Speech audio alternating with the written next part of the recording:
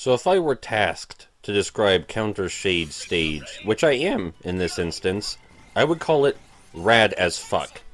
The idea behind this stage is that Counter Shade is somewhere in the building firing at us, and his shots can be angled off of any wall. We can see where the shots will go via a red outline, and we have to follow the direction of the sniper fire in order to locate where Counter Shade is hiding. If the bullets are coming from the left, we go to the left. If they are coming from the right, we go to the right. It's also one of the more non-linear levels because of this. Though I don't think it has any checkpoints. I think you have to play the whole thing from start to finish without dying.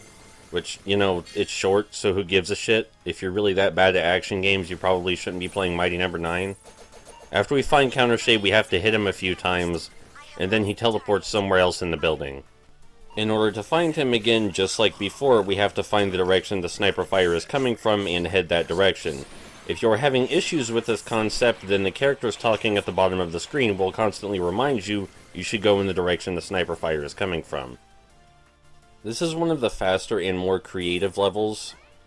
When you find Counter Shade in a room, there are several places he can appear. For example, in this room he could have appeared on the chandelier, or on either of the steps on either side.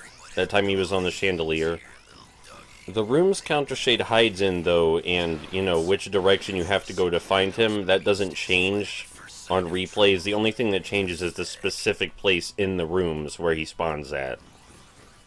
And it can be kind of hard to reach him at first, you know, because this is a video game, and video games are meant to be challenging sometimes. These UFO enemies will scramble our controls if they use their attack on us, but we have to be standing still for an obscene amount of time to get hit. There's also a new shield enemy. We have to destroy the shield first and then the robot separately, because the shield is actually its own robot, and I thought that was kind of cute. If you pay close enough attention to where the fire is heading, then there's no reason you should get hit, because it's telegraphed so well. But, you know, you can just stand still and deflect the shots too if you want, if you have Brandish's weapon.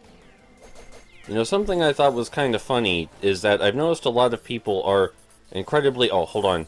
I really like this room. You have to wait for the purple lasers to turn off before you jump up to fight Counter Shade really quickly. The purple lasers are one-hit kills, so you have to be really careful.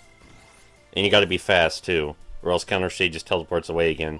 Anyway, something fun I noticed about video games is that it's not uncommon to find people being incredibly indignant, arrogant assholes who talk down to you. Especially when they think something is bad.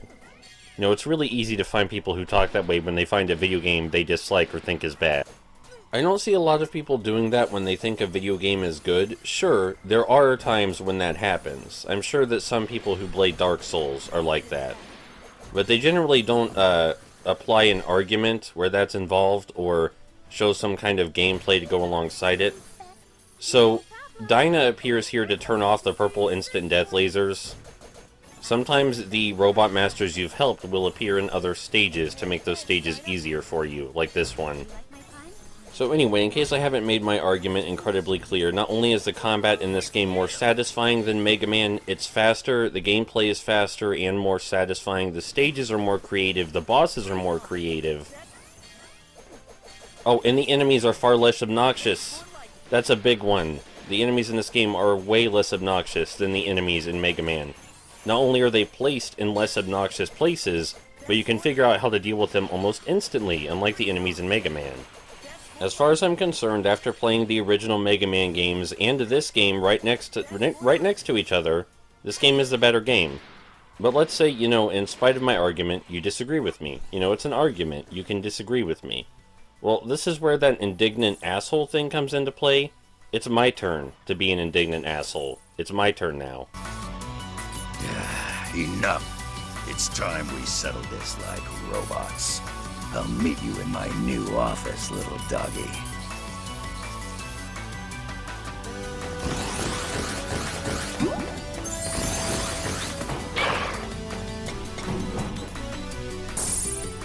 Okay, now, little doggy. Let's see if you're all bark, or if you got some bite. Listen to me, Shade!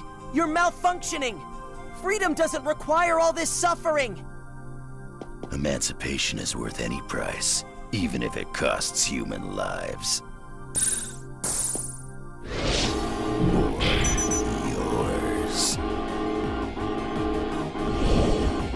So the entire level was sort of like a cover-based shooter married to a traditional 2D Japanese action game, and this is sort of like a cover-based shooter married to a traditional 2D action game boss battle.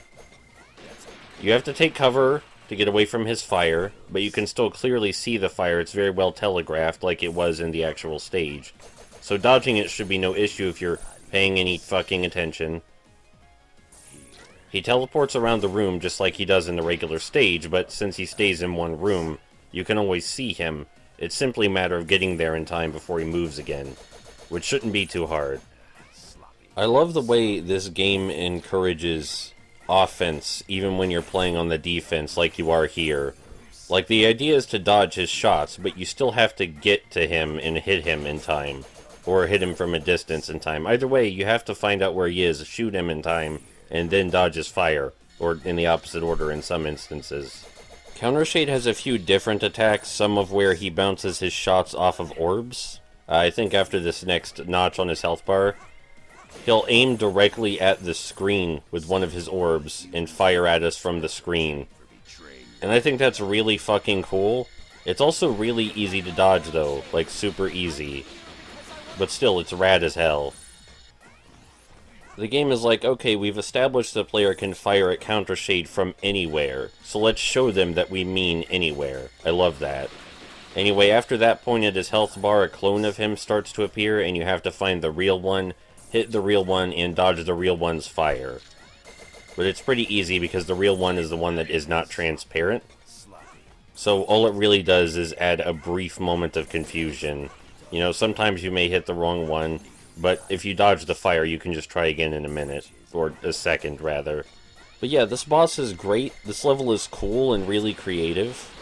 And if you disagree with my arguments, normally I'd be like, okay, cool, you made a good counter-argument. And maybe you did. But just this one time, for this one specific game, I don't give a shit. I don't care anymore. I'm so tired of having to temper my passion with reason at all times. I do it because it's the right thing to do. But for once, I want to do the wrong thing. And this is that time. I'm doing it now. It's my turn to be a normal fucking human. Come on! Snap out of it! Now!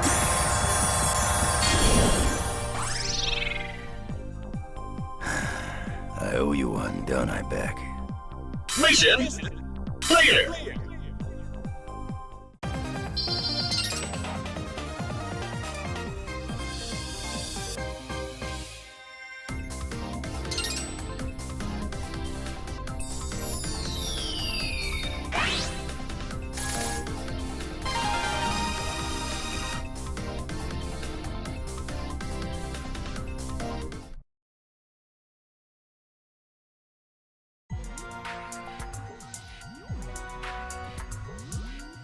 Oh, blast!